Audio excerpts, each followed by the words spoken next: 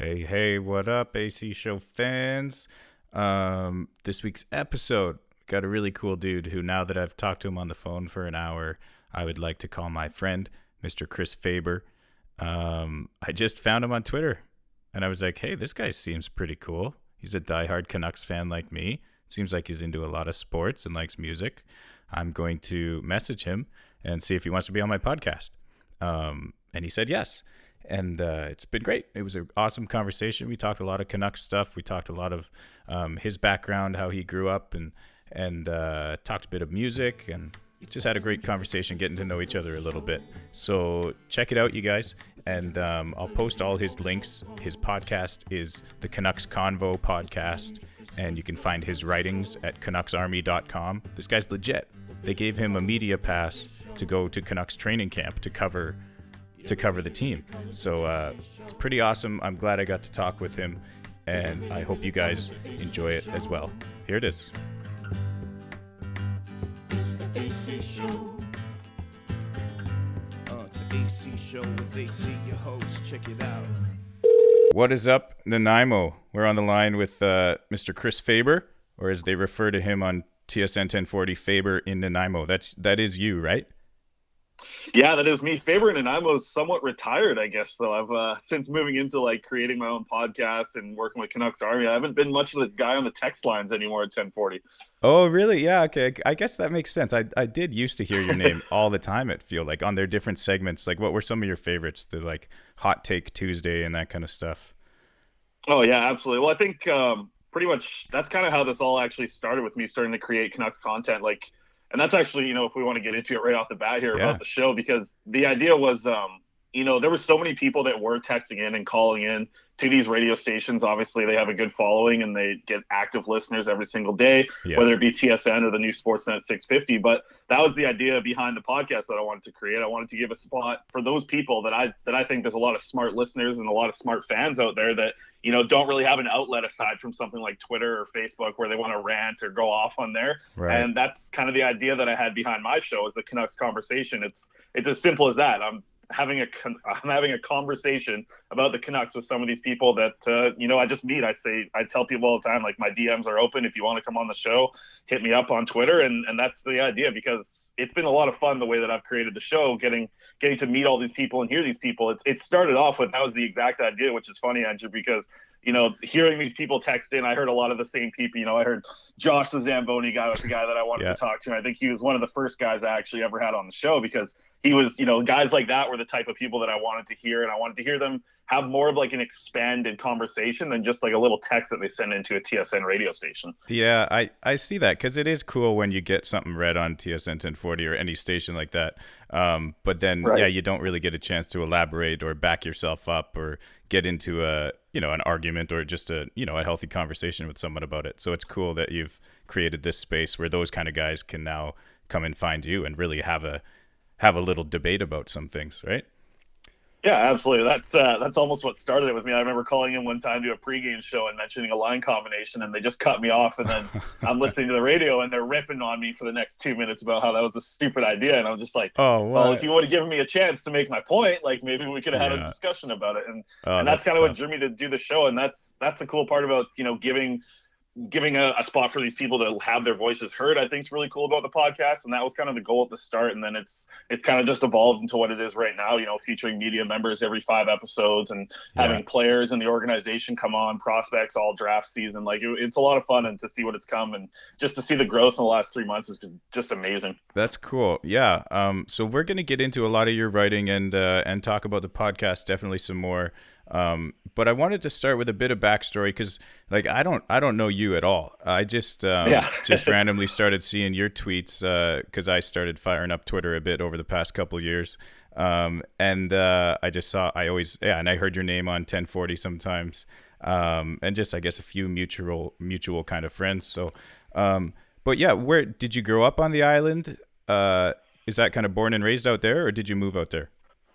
Yeah, no, absolutely. I was born at Nanaimo General Hospital. I've been here I guess most of my life. I think I spent a year down at UVic and Camosun doing some schooling down there, Yeah. and spent a year in Grand Prairie working. But aside from that, no, I grew up here in Nanaimo. I'd never want to leave this place. You know, it's funny sometimes when you're just like scrolling through your Facebook feed or your Twitter feed and you see like one of those accounts where it's just like most beautiful places in the world. And I'm like, oh, that's on Vancouver Island. So like, why would I ever want to leave this place? I think. Oh, totally, man. You're right. The island is an amazing place. Like Tofino, I've done quite a bit of traveling, and Tofino's still like my number one spot that I've been. It's gorgeous up there. And all over Vancouver Island, I love. So were you always a big hockey fan? Did you play hockey as a tyke? Yeah, no, I grew up obviously loving hockey. You know, it was a lot of road hockey with the guys. It seemed like, I hope, you know, I've mentioned this before on different podcasts, but I just hope that kids are still out there, you know, on Saturdays playing hockey with like their friend. Like when I grew up, it was every single Saturday. We were at the elementary school with, you know, some people's dads would come out. We'd have goalies and stuff, and just that was the norm, right? That was the thing to do on the weekends. And definitely. And growing up, I never actually really played hockey. Like I'm probably the worst skater that you'll ever see, but I'm one hell of a road hockey player. All right. I played baseball and football growing up. I actually ended up getting a scholarship out of high school to go down to Jarvis Christian College in Texas. Oh wow! Broke my ankle first week down there, and then ended up losing the scholarship through that way. But brutal. Ended up. Yeah, so it was a tough way to go there. But actually, you know, when the doctor said that probably wouldn't be able to continue on the scholarship, I decided to, like 2 years later, I decided to take up football and ended up playing in the Canadian Junior Football League for a couple of years. So I may not have played hockey and even at a high level, but I think just, you know, the other sports that I've been in, I think I've learned a lot about the sports world being at a decently high level, and playing at those levels kind of taught me a lot about just sports in general. Oh yeah, it's important just kind of know how a locker room works and what kind of emotions are out on the field, and just working with coaches and stuff. It gives you a better understanding for sure, like you said, of sports in general. So you can apply a lot of that stuff to hockey, and you'll know that it is a pretty similar thing, just the relationships between players and coaches and players and other players in the locker room. So the scholarship was for baseball that you had but missed out on? Yeah, so it was through baseball. I was, I guess I'm like a first baseman power hitter type of guy. So that's, you know, I've always been pretty damn big my whole life. So it was pretty, you know, playing baseball, it seemed like there wasn't, I don't know, baseball is a little bit of a strange sport at the same time, because like not all the best athletes go out and play baseball. All the best athletes are playing football or soccer. So, you know, when I did kind of start playing baseball, you know, being the massive kid that I was, I stuck out pretty easily, and ended up getting a scholarship out of it. We had an amazing team here in the BC PBL with the Nanaimo Pirates that year. There was 4 of us in total that ended up actually getting scholarships, all the schools in Texas, which was really cool. And that kind of put Nanaimo on the map a little bit for baseball. And now we see every single year there's multiple kids coming out of the Nanaimo Pirates product that are getting scholarships. So it's really cool to see that kind of grow here, and that be an option for kids to get their schooling paid for. That's great. Do you play any beer league slow pitch or even like competitive slow pitch stuff, or have you been in that? Yeah, any chance I get, I love playing slow pitch. That's great. Hey, we actually just had, I played in one this past summer here. A decent story, I guess, here. But the pitcher, it was his birthday, and I was, for some reason, leading off. The pitcher, you know, he's one of these loudmouth guys, and he's just like, it's my birthday, so go easy on this thing. And first pitch, I just launched one out of the park, and there's a road on behind the right field fence.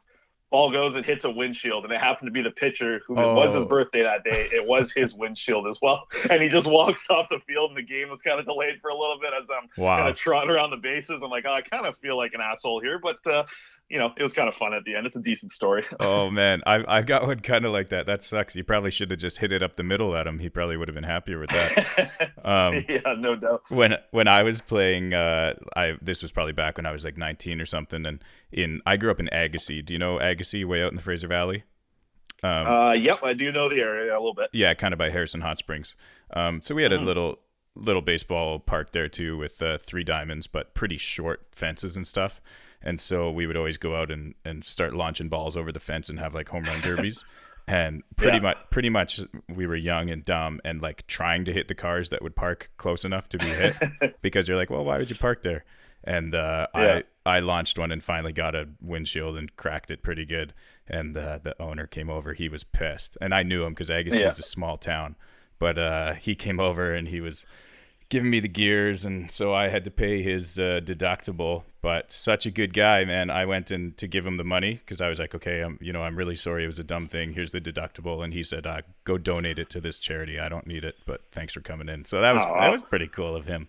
But I love slow pitch. I still play a little bit too, and it's fun to get out, and just not take it too seriously. But I've played in a few competitive tournaments too, and you can, if you get the right guys together, you can still compete, and it's nice to get that fulfillment of actually being competitive sometimes out there. Oh, no, absolutely. I think that any time that, slow pitches is such a good example of that. I think golf is kind of in the same, I guess, area as well. Like the fact that you can, especially, when I grew up, I played sports my whole life. That's what kind of drew me into sports. I loved everything about it. Obviously my favorite thing to do at school was gym class. It was something that I loved. And when you have that like taken away from you, it's really tough, like on people that have kind of grown up. And I've learned so many lessons in my life just from playing sports, that when you take that away from someone, there's not really like an outlet. Like I used to love football because I would build up my anger and let it all out on the football field, right? Or baseball would be nice just to get out with the guys and that same group of guys that you're with. And slow pitch and golf as well, like I just mentioned, it's two things that, they still drive a little bit of that competitive spirit, even though, you may be cracking some beers on the slow pitch. I hope you are, at least if you're playing slow pitch, and, enjoying it a little bit more. But I think that there's things like that in life that can kind of keep the drive that you had when you were young and keep that going a little bit. And slow pitch is great for that. I think that everyone should play slow pitch if you played baseball growing up. Totally. Hey, before I forget, because I didn't write this one down, but you mentioned cracking beers. How did you do with the Shotgun Jake challenge last season? Did you hit them all? Oh, I did hit them all. I even had one. So I got a Trevor Linden, the old yellow jersey that they wore, not often, but I had that. And I even had a 16th one wearing the Trevor Linden jersey, all pre-recorded and everything. So I had one extra actually all set up for last year, but I did hit every single one. That's funny. There's a couple times because I think we've talked about this a little bit before we got going. I do work at a mill, so I work a lot of night shifts. So it was kind of sketchy a few times. I'm like, do I shotgun a beer at the mill? Am I going to get fired for this? Or like, so do I shotgun a twisted tea or just an iced tea? Like I wasn't really sure. So I had to pre-record a couple ones for night shift, but I did hit everyone last year. I may not have had the flair like the Shotgun King Dweeb did, who I've had on my show before, and he kind of he gave everyone a rundown on how to do the thumb gun, which I think is amazing. Anyone that can pull the thumb gun off, that's a bold move. Yeah. So I hit every single one last year, and I think that Shotgun Jake was probably like the coolest hashtag that we've seen in the Canucks online community in a long time. It was a lot of fun, and seeing every time Jake Virtanen scored, like you'd go straight to Twitter and just see the videos pour in. It was awesome. Dude, yeah, I remember, the first one I did, or I think it was the first one of his first few, I was actually down in Tampa Bay when he scored with my wife, and we went to the game. And so I had saved a beer because he scored in the third period. I was like, he's going to get the empty netter because they were up like 3-2 or something. And so I saved a full beer under my chair. And then he scored, and I freaked out, and my wife got a video of me slamming it back. I know it's not a shotgun, but Alfred and Bruff actually retweeted that one, and I was like, yeah, this is awesome, best day of my life. But no doubt, like you said, that was so cool to see the Canucks community kind of come together, and definitely with how big social media is, it's probably the biggest kind of movement that they've had over the past 10 years or whatever, since social media became such a strong part of the game. It's really cool. Yeah, which is so funny because it started off as a joke on a radio station morning show, right? And that's the biggest thing that Canucks, just seeing like some of the amount of views that some of these videos were getting. I mean, like Blake Price's, his fail shotgun, it was, gets over 100,000 views, and seeing some of this, just the way that social media kind of, I guess, shows these certain things that maybe we wouldn't have heard about like years ago, right? Obviously, Shotgun Jake couldn't have been a thing 10 years ago. It wouldn't have been, nobody would have cared. It just would have been people regularly drinking their beers while they watch Canucks games, right? But the fact that, we can all come together and sort of support Jake, it was kind of cool being at training camp this past weekend. They're still calling him Shotgun. Like when you hear the players kind of like, you hear a little bit of chatter out of the room and you hear Shotgun being thrown around every once in a while. Yeah. And the fact that nickname sticks, I think that's awesome for Canucks fans, because in the end, Canucks fans kind of created that, right? That we created Shotgun Jake. We made it what it is as Canucks fans and people on Twitter. And the fact that it's run into the team now, it's pretty cool to see what social media can do sometimes. And And I think he personally loves it. Like sometimes you see a little sparkle in his eye or a little smirk when something's mentioned around there, or he can hear or see something going on. He's trying to keep himself in check because he doesn't want to promote too much, excessive alcohol drinking or whatever. But I think he's pretty into it behind the scenes. Yeah. I would think so. We were at the skills competition last year, and after he scored, he pulls his glove off and does like a fake crack on the beer and slams down. So he knows what's going on. Yeah, he does. That's cool. So a bit back to your story. What were you studying at university? So like I mentioned, my favorite class in school was gym. I was studying to become a gym teacher. Same as me. I did a couple of years of that. Yeah, it's a hell of a job. Like, why would you not want to do that? Yeah, exactly. So I did that for a couple of years, and then ended up having an opportunity when my family moved to Grand Prairie. There was opportunity for me to make a ton of money in a different type of job. So I left school at that point and went to Grand Prairie for about a year. Worked like 360 days of the year and worked my ass off. Came back and was planning on going back to school, but then different things happened. The opportunity came up at the mill, and I kind of just started there. Got involved with the union as well that I work for now, and we're just kind of rolling in there. So I guess school's a little bit on the back burner right now, but I think just going there and learning a little bit about how to write kind of helped me into what I'm doing now, which is kind of nice. Yeah, cool. How old are you anyways, Faber? I'm 25. 25. Okay, so. Yeah. You get lots of time to figure it out, man. No worries. Yeah, and it seems like you're finally starting to do a bit more, like you're doing more and more writing, I would say, right? It's getting more of a serious, a second job for you almost. With Canucks Army and with your podcast and just the Twitter stuff in general. Like you do a fantastic job on there, especially kind of with the limited characters they give you, but you kind of tag some pieces together and you make it work. It's awesome. So is that the dream for you would you want to write full time? Yeah, that's interesting because, you do talk about it kind of being like a second job at this certain point. The thing is, like, even when I'm at the mill, like I feel like I'm spending more time on Canucks Twitter or just looking at stats and putting things together. But at the same time, like all of this just started probably 2 years ago when I started actually writing with a little bit of a smaller website, the Canuck Way, which the guys there do an amazing job. And I started there 2 years ago, and we weren't getting a ton of people reading everything, and it was kind of fun to just see like the website kind of blow up, and what the Canuck Way is doing right now with some of the guys that they have in there. The spot where I started and the people that gave me my first opportunity, like Alex Hogler and Scott Rosenik, like these guys gave me an opportunity to write about the Vancouver Canucks on somewhere where I could have a decent outlet. Yep. That's when I had 20, 30 followers on Twitter, and nobody really cared what I said. But the fact that some of those articles did well, I kind of thought, maybe the opinions that I do have are maybe worth something, right? So I thought just to keep doing it. And it did start off as just kind of something fun on the side. But I mean, seeing what the podcast is growing now, dealing with sponsors and working for Canucks Army and writing for them. And, you got to hit your quota. You got to get your articles out. You got to do everything. You got to hit what you got to do at a certain point. They expect something out of you. And now which kind of, when they do expect something out of you, it almost seems like a job, right? To a certain point. But the fact that you get to write about hockey is so fun. And to get to your question a little bit here, like I've had a lot of conversations with some of these people that are working for TSN and Sportsnet, and they keep asking me like, what's your goal? Because we enjoy your content. What's your goal that you want to get to? And like, I don't really know, because I feel like, and you obviously understand this if you have a podcast, like podcasts have just blown up over the past couple of years, right? Like they've really taken it to the next level. So I don't know what the best outlet for Canucks content is going to be in 2 years, but I want to be there. And that's kind of the goal in the end. So would writing full time be, an awesome gig if I had a setup similar to what JD Burke's doing, being the editor of elite prospects and getting to watch hockey and be sent to these things overseas from a website that he's writing for? That would be amazing. But I think in the end, like, you got to go where the good content is, and whether that be podcast or who knows, like some of the blogs that these guys are doing, like Canuck Clay and Geo and these guys, like that might be the future. So I'm just kind of rolling with the punches, trying to create the best content and create the most content and see where it goes from here. Yeah, and I think you're doing it a good way by starting the podcast already and just kind of getting your feet wet, figuring out all that stuff, and then keeping your writing skills up. And I mean, if you can write the way you do, then it translates over to a podcast too. It obviously helps with your conversation skills, and your vocabulary, and it all kind of ties together. So I think if you keep doing a bit of everything, then you can, once you do find out and you have an opportunity to jump at something that is kind of blowing up, then you're ready for it already because you put the reps in whether it be the podcast or writing or blogs or whatever. But yeah, that's Yeah, pretty cool, man. I hope it keeps growing for you, and it's yeah, it would be awesome to see you really take off now that I've kind of jumped on your bandwagon. I appreciate that.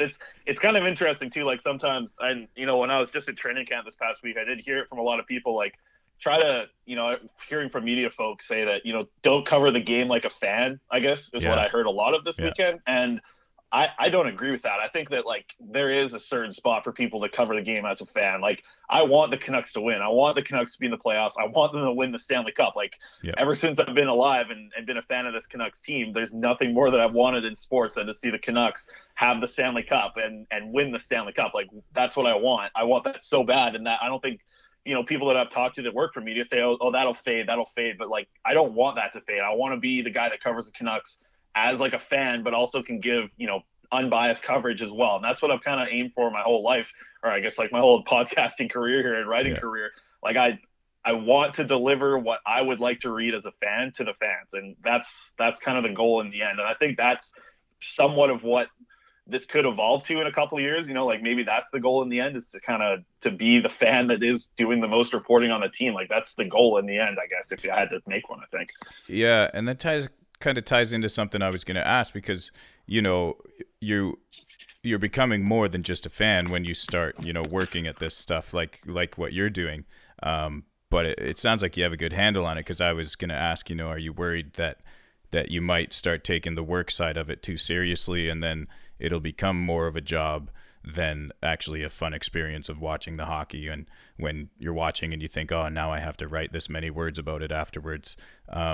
But yeah, if you can keep that stance of, you want to be the fan that's writing these pieces and not just doing it as a job, then yeah, hopefully that never comes to it. But has that crossed your mind, wondering if it's going to turn into a bit too much of work, so maybe you don't want to take it too seriously? Or yeah, I mean, it's definitely happened already. At certain times when I'm in the middle of the summer and I'm expected to have a certain amount of articles come out a month, and there's certain things that you kind of have to do. Obviously, that's when it starts to become a job. But at the end, it's I stack wood for a living, right? I have a very boring job. I sit at one position the whole day and I press one button. That's why I'm such a fan of podcasts. I listen to 40 hours of podcasts in my 40-hour work week. So like I sit there and I press one button and the wood stacks itself, and I just watch the wood stack itself as I constantly press a button, probably 3,000 times a day. So anything that sounds better than that, like hockey, writing about hockey sounds a hell of a lot better than pressing one button for 10 hours a day. So in the end, but I mean, like when you're in the summer and I'm trying to release an hour plus content of a podcast every week, like, yeah, I can only talk about what the third line is going to be like so much in the off season, right? I mentioned that a bunch on my podcast during the summer. I wanted to keep going and make an episode every single week, but there was certain times for sure, even, early on into this, as my, I guess, content creating career started, like it was tough at certain points, definitely. But in the end, like I want to see this Canucks team do the best. I want Canucks fans to be as informed as possible. I'd like to have discussion with Canucks fans, and that's kind of what I like doing, and that's why I keep putting out this stuff. Yeah. And I think that's great. And I would totally love to read more of like a fan's perspective. I guess you got to be careful of the line between being a homer or whatever, the bunch of names they have for guys like that. But like you said, as long as you're staying unbiased and you can still write from a fan's point of view, I think, without being a homer. And I would just, obviously you just give that glimpse of hope at the end of everything. And when it's, because that's your dream, like you said, is to see them win a Stanley Cup, and same with me. So I would, sometimes I would like to hear a bit more positivity out of a lot of the people who cover the team. So I would, I think I could be on board with that.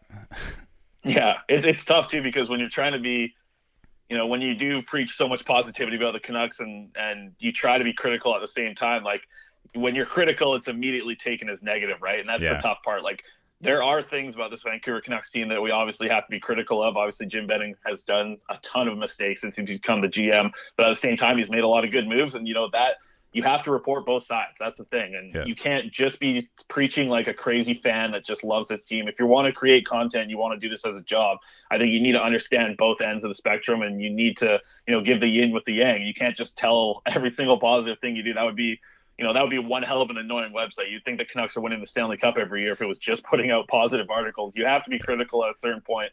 And the toughest thing is trying to be critical but not negative. And I think that even if we look at a guy like Ryan Beach, who's now working with the Canucks organization, he used to be my boss at Canucks Army within, like 4 months ago before he got hired. He was able to somehow be critical but not negative. And I think that I've just even, having conversations with him and still keeping a little bit of conversation with him. It's hard to get in contact with him now. They work for the Canucks. But, chatting with him and just trying to find that zone where you can be critical but not negative is so tough. And I think that a lot of writers have been struggling with that, even just in our market right here. If you want to be critical, you have to somehow have a positive spin on it. And that's so damn hard to do sometimes. Yeah, I can see yeah, I could imagine that's a pretty tough part of the job. You had talked about, since you've become a fan of this team since you were born kind of thing, but what do you have an earliest Canucks memory, or when you really would say that you became a diehard fan, or were you growing up with it? Like, were your parents Canuck fans? Yeah, my dad was definitely a Canucks fan. My mom was a Canucks fan growing up, and I do have a vivid memory of my first ever game. I remember going over. I was probably 6 years old, and Todd Bertuzzi scored 2 goals in the game, and it was tied 5-5 going into overtime. Then he got a breakaway. He got a hat trick goal in overtime, and he just crashed into the goalie with the puck, and the puck just somehow went across the ice. And I guess in the 90s, that was chill. You could just do that. That could be a goal. Yeah. And I remember I was also so young at the time that I remember looking looking around the arena and seeing all these people have that much emotion coming out of them and being like, wow, I can't believe that a sport can do this to people. This is so cool.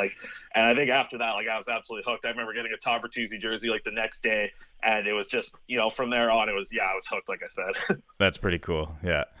How many games do you actually get to a year coming over from the island? Oh, definitely. It's definitely grown over the past couple of years here. When I've started to try and get more coverage and see the games more in person.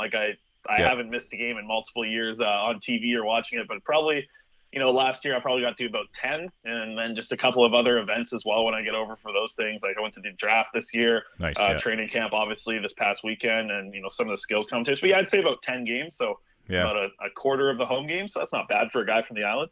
No, that's really good. And I was very happy to see and impressed that. So for training camp, you were actually offered a media pass, because not just everybody can go to training camp, and especially not everybody gets a media pass. So that was that the first year you've gotten that? Yeah, that's the first year for myself. I know that Canucks Army's had a little bit in the past, and just seeing some of the guys that have come through Canucks Army, look at Thomas Drance, the work that he's doing for the Athletic right now. Obviously, Ryan Beach, I mentioned him before, working for the Vancouver Canucks.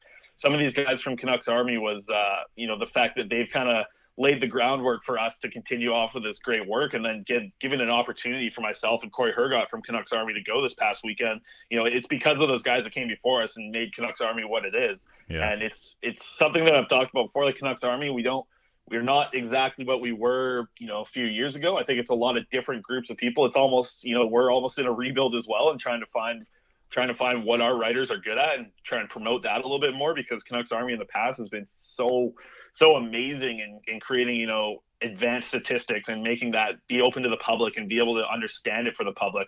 They've been doing that for so many years as an amazing website for Canucks content, and we don't really have that as much here in the past. So we're kind of in a rebuild, I guess, is what we kind of talked about at Canucks Army. But it's cool to see some of these writers come out and some of the content that's been coming out lately, and the fact that we do get to go to training camp and get media passes for Canucks Army now.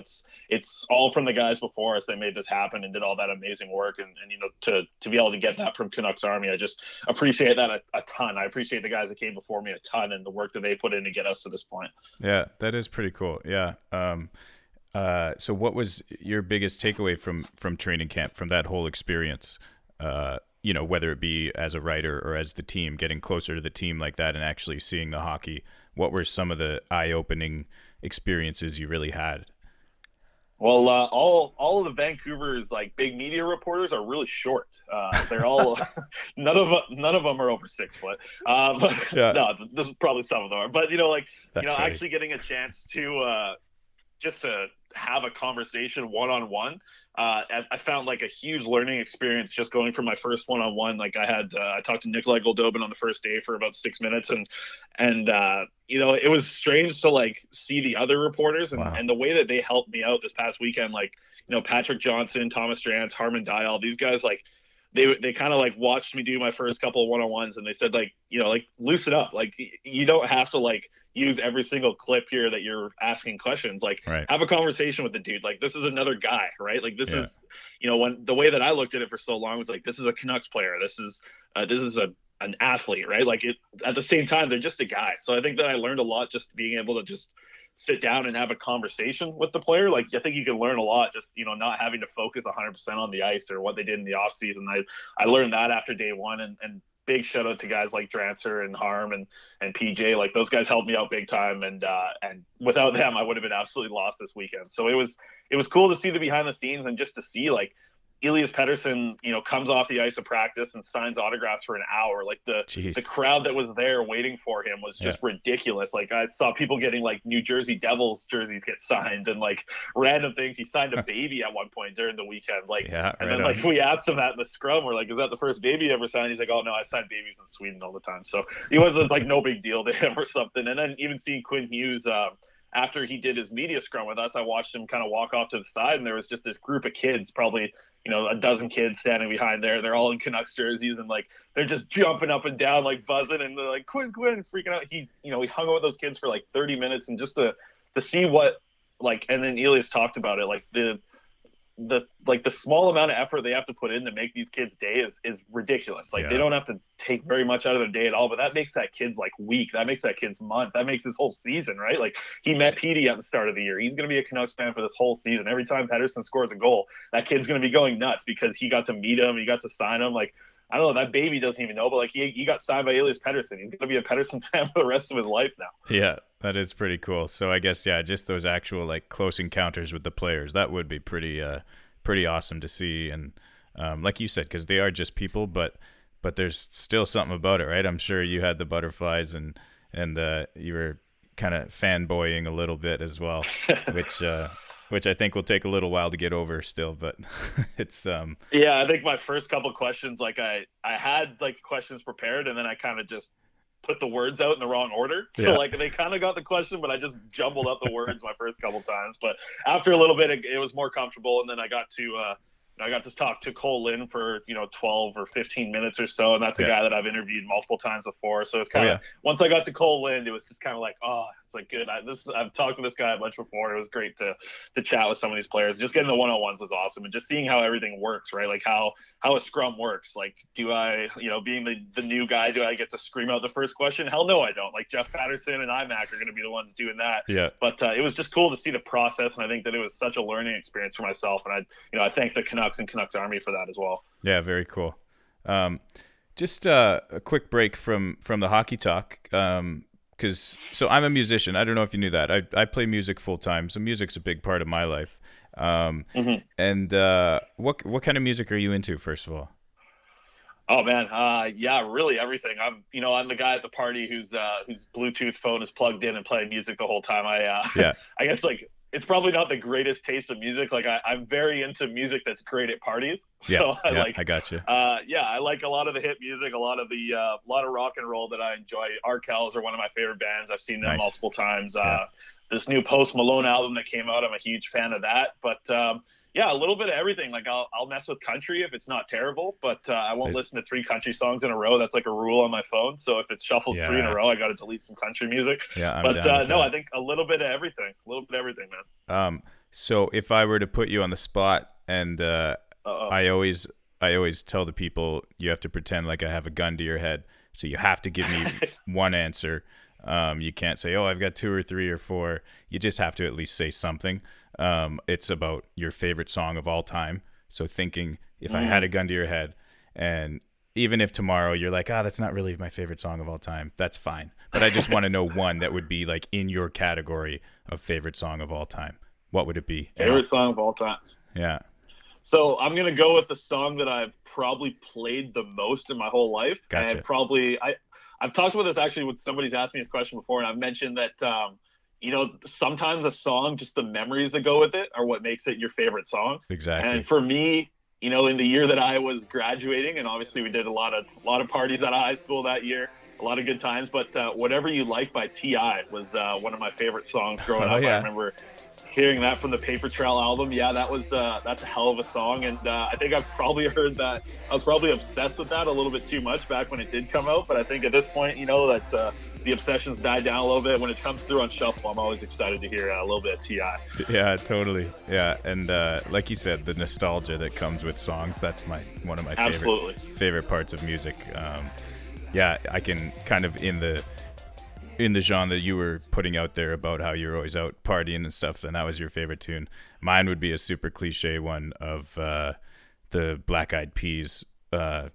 Tonight's gonna be a good night, or whatever. What was that song even called? Is that what it was? No. I got a feeling. I got a feeling, because I remember me and my guys, we had rented an apartment out in Harrison Hot Springs, and we would be there partying pretty much every night, and so we definitely had that song on repeat for a while. And that was just one of those nostalgic moments, right? Not my, as a musician, I can't say my proudest moment of being such a fan of a song like that. But I mean, it's pretty iconic. It's cool. Even just the melodies and all the lyrics and stuff.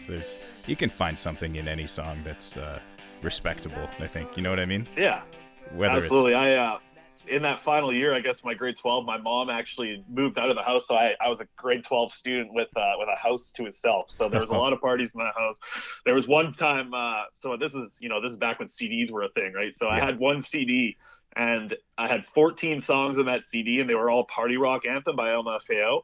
And I remember like a girl one time downstairs on the speaker that she kept hitting next, and she's like, "I think your speaker's broken. It just won't stop playing Party Rock Anthem by LMFAO." And I was just like, "Oh no, that's just the way it is. That's just the party track." So like I was about to say that if we're talking about memories, because that song was definitely hot at the time that we were having a lot of house parties as well. And a lot of good memories there. Yeah. Oh yeah. That's a classic for sure, man.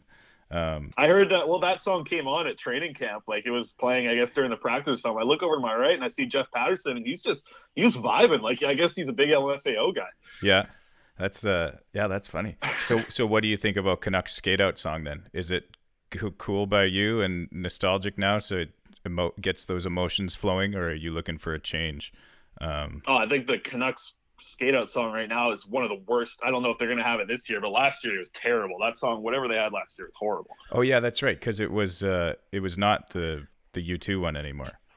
No, they changed it to this like weird techno mix, like "Get Loud" for me, "Get Loud." It's just like, no, shut up. And like like any other song would have been better. I know that I've had my problems with the DJ, and like a lot of people have had it as well. And Jay Swing, I thought he did an amazing job. I wish that he was back in the booth doing the DJing for the Vancouver Canucks, but he's not, and that's too bad. So whatever song they're gonna have to come out to this year, I hope they put a little bit of a change on it. It's year 50. The team's done a lot to make this a big year for them, and I was just hearing about the organization putting in brand new LED lights, and you could kind of tell the first televised game the other night, that it made a little bit of a difference, and that was kind of cool to see. So I mean, they've done a lot to make the product on the ice look very good on ice and when you're in the arena. So I hope that part of that also includes a new intro song, because the streets have no name, like you mentioned the song before. I'm fine with that as well. That's a little nostalgic. It's the 50th season. Some of the best Canucks memories came from that song as their entrance song. Like, I don't know, mix it up. It's year 50, do something big, but change the intro song from last year. Yeah.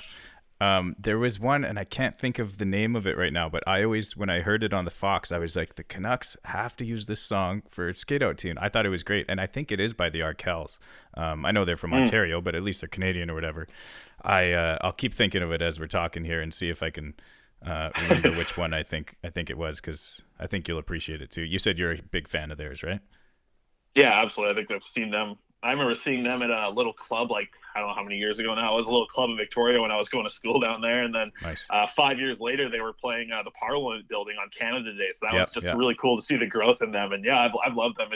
It's something that I like to do. Like, I appreciate music a ton. Like I mentioned, I'm the DJ at parties, but when I'm writing, I kind of just started doing this over the past year, just like actually listening to an album. Yeah. And I'm sure as a musician, you appreciate this. Like what you're trying to release with your content when you release an album is something that I never really understood before. I would just listen to singles, right? Yeah. But when you actually listen to an album from like first song to final song, like I feel like there's there's more. You can kind of feel what the artist is trying to make when you actually go from top to bottom on an album. And I've just learned that over the past year, and that's what I do when I'm writing now. I just put on an album and that I haven't listened to start to finish, and I love that while I'm writing now. It's a huge motivator for me when I'm writing. Yeah, that's you're exactly right. Because and even if it's not one of these concept albums per se, it's still the artist obviously had some reason to pick these songs and to put them in that order.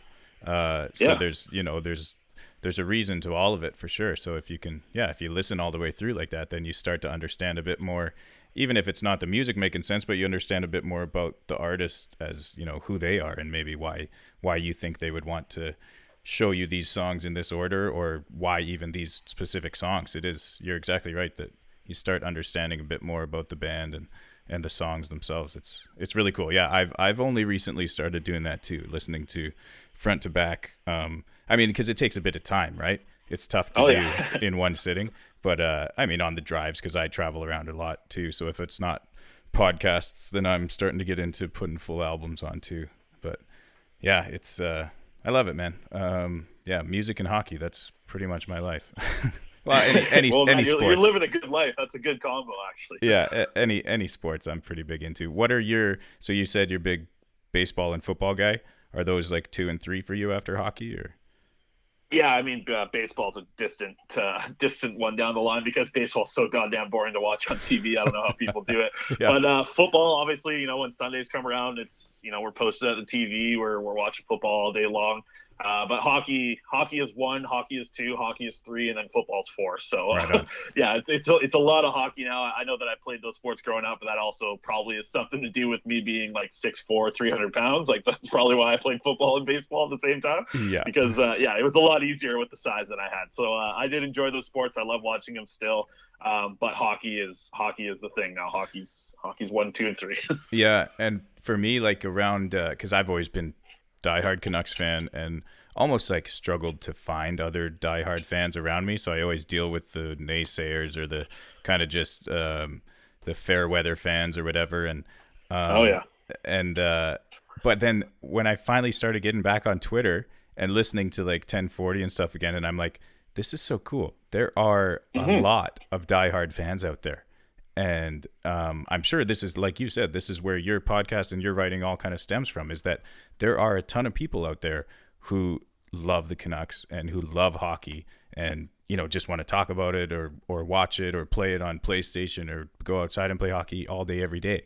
And I was almost struggling to find that. And then on Twitter, I was like, wow, I could like only follow these people and I'll see Canucks content all day. And it's freaking awesome. It's absolutely awesome. Like, the fact that there's such a good Vancouver Canucks community on Twitter, I think that we've heard it from Elliot Friedman's talked about it being one of the most, the biggest cesspool on Twitter, on hockey Twitter is the Canucks. But at the same time, if you're in it and you're contributing and you're following the right people and maybe blocking the right people as well, I guess, if you're doing all that, like it's an amazing community because this community is what made my show what it is. This community is what makes my writing great. I include tweets from people that read my work all the time. Everyone, if I see a smart tweet on Twitter, I want to expand on it. I want to bring that out. If I see some people, that's how the show kind of started when I was in the early stages of it. If I saw someone tweeting a shitload of good stuff about the Canucks and I thought was good information or something that they did a lot of research in, I wanted to hear them expand on it. And that's what happened. Like my show isn't what it is without Canucks Twitter. And I say that all the time. Like Canucks Twitter is the only reason that my podcast is what it is. And the fact that I get to do it every single week and the fact that we have sponsors, like it's all because of the people on Canucks Twitter. And that's the coolest part because like you mentioned, like there was times, at the mill where I'd show up to, be mid-season and somebody would just mention like, hey, you hear about this Pettersson kid? I'm just like, yes, I've been hearing about him for the last 2 years, since we drafted him and he tore it up and won MVP in Sweden. Yeah. And they would just mid-season be like, you hear about him? I'm like, God damn it. Like, you get those people and you're just like, it's just cool to actually talk hockey with people that love watching hockey as much as yourself, I guess. Yeah. The other side of that I was bringing up, and maybe I'm being narrow-minded just because of my scope of work with music and whatever, but it's almost like one of the main reasons Twitter is relevant is because of the Canucks, and that's where everyone goes to talk about hockey. Because I know definitely like in my group of friends, which I've got a pretty vast majority of acquaintances or whatever, and not many people there use Twitter, even, for their businesses or anything. I'm in the music industry, and it's not as big in music anymore, or for like restaurants and stuff that I work with. I don't see a lot of that. I still see Facebook, but Instagram's the biggest one now. And around here, like for Twitter, from what I see, it is pretty much just for sports and I think politics. I don't know. Do you get this similar feeling, at least in this area? Yeah, I try to stay away from politics because I see a shitload of that on Twitter as well. I'm trying to like make mine very very Canucks oriented. So I aim everything towards the Canucks. But yeah, I do agree with you like 100%. If you want to follow celebrities, Instagram's the way to do that. If you want to follow your drunk uncle, go on Facebook. He's there. But Twitter seems to be a good place for people to have discussion. And I've said this a lot of times to people. Like Facebook's, it's annoying at certain times, but it's almost like you still need to have it. Like Twitter's just it's simple, right? Like you post, you got 280 characters or whatever it is. You can do that. You can reply to people. You don't have to reply to people. It's not weird if you left them on red like it is with an iMessage or a Facebook message. Like, it's not terrible to just come in whenever you want. You don't have to write something every day. You can just read if you want to just read or just see what people's opinions are or what the talk is lately. I think that some of the people in Canucks that are creating this content, I mean, some of the guys at the top, like, Jeff Patterson, the guys at Sportsnet 650 as well, the TSN 1040 guys, like, when they're having a discussion and bringing that discussion online to have with people that are listening and want to contribute to them and contribute Canucks content, like that's a cool part about Canucks Twitter. Like it is a community in its own right. And it's cool to have a community where you can talk so much Canucks because like you mentioned in the real world, there's not a ton of communities like your friends groups that care so much about what Cole Lynn's going to do with the Utica Comets this year, right? Like it's you gotta have a specific friend group, and it's cool to have that on Twitter. It almost it's cool to meet these people in person too. I did that a lot in Victoria. A lot of people, like I was walking down the concourse at one point, somebody yells Chris, and I'm like give a little look, and I'm like, oh, he's not talking to me. And he yells Chris again, and I looked like didn't really look, and then he yells it a third time. I look, I'm like, he's got to be talking to me then, and then some guy like waving me down, and it was just good, sat and talked to people like that. I try to do that as much at Canucks games as possible. It's weird. It's not like I'm saying I love meeting the people that listen and read my work, but like it's just cool to talk to people that are like-minded, right? And that's all I really wanted to do at the show, and that's what in person it's awesome. I tried to do a meetup at the draft, and it was cool to see. Probably about 50 or so people showed up and came through the bar, and we just talked Canucks. I gave away some T-shirts, and then we all went to the draft. Like it was a blast, and it was cool to see these people in person that you only really know as Twitter handles on online, which is kind of cool to meet them in person because there are some weirdos, but there are some good people there as well. Oh yeah, man. I can relate to those weirdos for sure. So with a little bit of actual Canucks talk here about the team, I'll give you my quick takeaway because I went to the game last night. I took my 5-year-old because it was a preseason game, so I wasn't worried, and because I was pretty sure that we were only going to get 2 periods in, which we did. Yeah. and then, I mean, she wanted to stay. She kept saying, "I'm really, really tired, but I want to stay and watch hockey." But so eventually I decided, okay, we better get going, otherwise today would be a shit show for her. So not that I have very strong takes, anyways, but everything I saw looked freaking sweet. Tyler Myers, there was one play that I really admired from him, and it just works out that because he's a big, strong body, there was a little bit of a puck battle, and he made a small mistake somewhere, and he knew that he was going to get beat. The guy kind of chipped it by him, but without it being interference, because he knew he was beat, he just frickin' shoved the guy to the ground because he's so big and strong. So even though he made that little mistake, he can make up for it. Goodbranson was a big defenseman, right? But Myers is definitely in another league for just size and strength. Like I think that's going to be a really cool player to watch because I played defense most of my life, and so I always like seeing someone who's actually big, strong, can just push people around. So I don't know. Are you as excited when they signed Myers? I mean, I know the contract and stuff wasn't ideal, but just the player. And like I said, I like being positive too. I'm like, sweet. I think he's going to bring a lot to the table for us.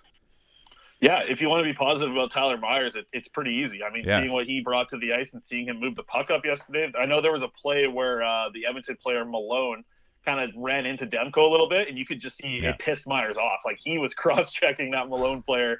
He cross-checked him into the boards. When he was on the ground, hits him again. Like, that's the type of big player that we want on defense. And the fact that he mixes very good with, I think, a player like Quinn Hughes, who's going to move the puck up ice, and seeing what Tyler Myers was able to do. You talk about him being big. He's also, watching him at training camp, like, he moves the puck well. He's good at as a big guy with the puck. He's pretty quick at handling it within his feet, moving it like closely and moving it up ice. I think that as an offensive defenseman, like, Tyler Myers is going to be a good fit in the Canucks top four, even though, the contract is long, I guess, for a guy that, you never want to really sign a player that's going that deep into their 30s. He's going to be 34 at the end of that contract. That'll be an interesting time, but I think for right now, the next couple of years, I think that what Tyler Myers is going to bring to this team is something that we haven't seen in a long time. We're going to have a right-handed shot offensive defenseman who can bring the puck up ice, and then you mentioned the size. Like, the size is going to benefit the Canucks a lot. Like, it's going to help a big time, especially when you see just the reach that he was able to have, like what you talked about with just poke-checking players and keeping them away from the net. Yeah, he's going to make a huge difference on the defense. I'm excited for him, no matter what the contract is. Yeah, exactly. I know, because once those contracts are signed, you just kind of have to forget about it. And you're like, okay, well, we got the player. Yeah, and then just focus on the player. It's funny, we talked about it so much all offseason, and then you see him on the ice, and the conversation changes a hell of a lot, right? Like, we saw that yesterday. Even on Twitter, people were damn excited about Tyler Myers when months ago we just saw how mad everyone was at the years. Yeah. And another big play I noticed was right in the first period, Michael Furlan just bowled somebody over in the offensive zone, one of the Edmonton D-men.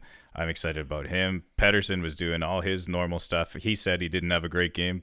I thought he looked pretty good out there. He got some good shots off, and he was dangling around everyone like usual. But I like that he's so hard on himself, because I'm sure he probably could have scored 2 or 3 goals if he had an amazing game. But he was like, it just wasn't a very good game. But he's interesting like that, eh? Yeah, he really is. Like, he is very hard on himself. He wants to be the best player that he possibly can be, and I think that's what the Canucks have been looking for with their draft over the past couple of years. You look at a guy like Quinn Hughes, Brock Besser, like, these are great kids. Even Cole Lind, Gadjevich, some of these guys that they've drafted, or Niels Hoglander, like, these kids are 100,000% focused on hockey. Yeah. Like, they want to be the best hockey players they can be, even going back to what Bo Horvat was. Like, look at Elias Pettersson, look at Brock Besser. These guys are such good people off the ice. You see Brock Besser and all the work that he does off ice, raising money for certain charities and what he's done with, and I think what Canucks fans are trying to give back and support with him and what's going on with Brock and his dad Duke. I mean, like, it's great to see that these players that they've drafted are great people as well. And I think that if they're that focused, if they're that hyper focused on hockey, and are also good people off the ice, like, what else could you ask for when you're following a team? Like, it's great to have these type of guys in the organization. Yeah, definitely. I know it just makes everything easier. It makes like you said, the locker room will be easier because they're all kind of like-minded guys who want to give back. So you hope they can just keep filling that locker room with players like that who are just good people, and it's got to make everything easier. I know you get some of the hotshot players that, I guess you'd want to have around because they're so freaking good, but there's some of that detriment in the locker room, and it's a double-edged sword, right? It's, it just feels like they're kind of building one of those teams that might not be the crazy most skilled team, but because they're going to be friends, hopefully, or whatever, for lack of a better word, and actually want to like work for each other, that it would maybe make up for a little bit of that lack of skill, but not to say they don't have a ton of skill already. So it's absolutely, and that's what you see them kind of filling in with the lineup. I mean, the 2 players that they just drafted with their top 2 picks, and Vasily Podkolzin and Niels Hoglander. I mean, these are ultra skilled players, right? This is what they're drafting. I think that we've heard Jim Benning, and when they released the audio content from the draft, like, he's preaching speed and skill. And I think when you turn the corner and you have cornerstones now like Brock Besser,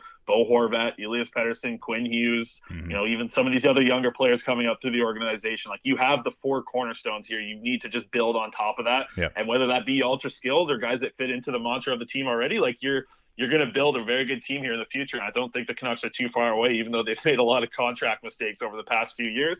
That's all going to change by 2021, 2022. Like, those seasons, we should be really excited to see what this roster looks like, and to see what the Canucks are putting on the ice on a nightly basis in 2 to 3 years is going to be one of the elite teams in the NHL, I think. Yeah, I know, man. And that's gets me pretty excited. I'm a season ticket holder with with 3 other guys, we get 2 seats, so we get about 10 games apiece too.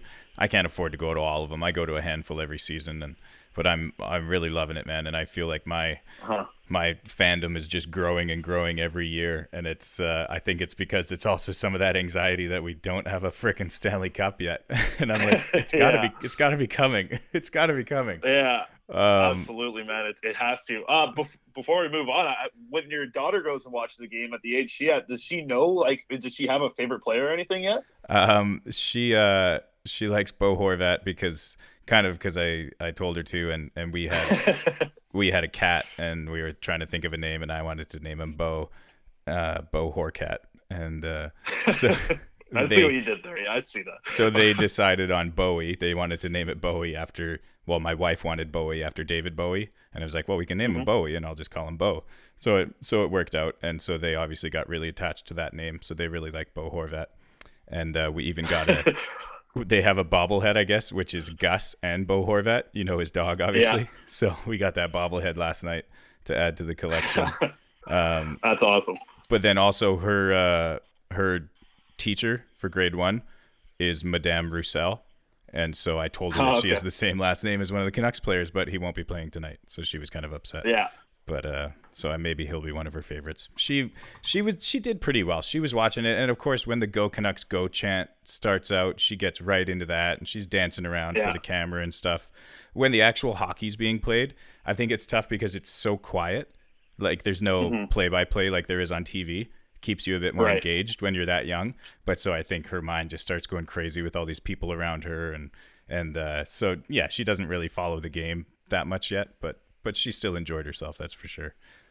Yeah, I think that's the main thing when you're at that age. As long as you enjoy what you're out there doing, like I know a lot of kids struggle even just go and do an event like that because of the loud noises can be that tough. I know, but it's cool to have someone like you there, obviously being a good father yourself and bringing out your daughter and maybe teaching her a little bit about hockey. I think that's amazing, man. Yeah, she's she tried one, like she played last year. She played ice hockey. I think she's taken a year off. She said she still wants to keep skating, so I think we might try putting her in figure skating even. And I'm like, whatever, it's fine with me. Keep her on the ice. And we just had a baby boy. Well, he just is 3 months today.